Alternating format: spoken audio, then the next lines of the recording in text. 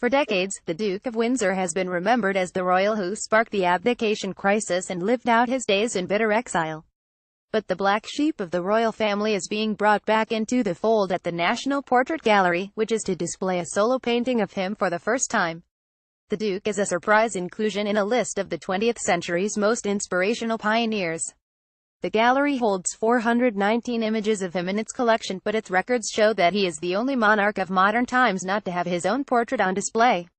He joins other sitters including Virginia Woolf, James Joyce, Sir Ernest Shackleton, Sir Kingsley Amis, Amy Johnson and Sir Winston Churchill in 4 new gallery spaces dedicated to the museum's early 20th century collection. The oil sketch by Francis Owen Salisbury was painted on the Western Front. Credit Paul Grover for The Telegraph. The recently acquired portrait is a reminder that the Duke fulfilled his duty to his country in the years before he gave up the throne for the love of Wallis Simpson, the American divorcee.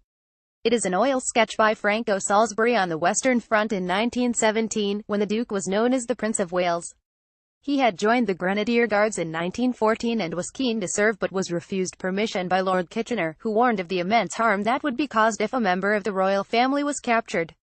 But the Duke did venture to the front to visit the troops, and was awarded the Military Cross for his endeavors in 1916. Salisbury recalled that during the sitting we were quite near the fighting line and the guns were going incessantly. In a letter to a friend, written in 1915, the future king said, "I hold commissions in both services and yet I'm not allowed to fight. Of course I haven't got a proper job, which is very painful to me, and I feel I am left too much in a glass case.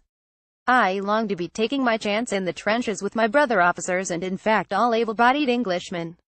He added, "This is a most rotten war unless you are actually fighting. It's a rotten war altogether, and the sooner it ends the better for everyone concerned." The Duke became king in January 1936 but abdicated in December of that year. In 1937 he became the Duke of Windsor and lived abroad until his death in 1972.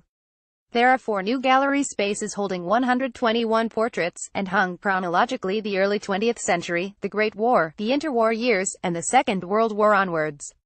The Duke's portrait will be displayed in the second room alongside another newly acquired work by Salisbury depicting Sir Arthur Sloggett, Director General of the Army Medical Services.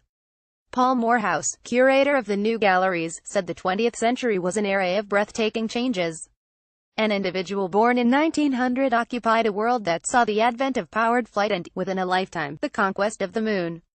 Society broke free from the Victorian constraints and the independent status of women was hugely important.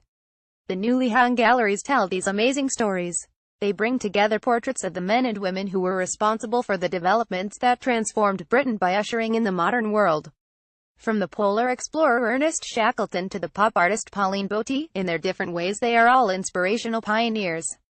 This new acquisition by Pauline Botti is the NPG's first work in stained glass. Credit Paul Grover for The Telegraph. The space allowed 20% more works to be on display than in the previous early 20th century galleries. Dr. Nicholas Cullinan, director of the gallery, said, "We are delighted to be opening our transformed early 20th century galleries to the public.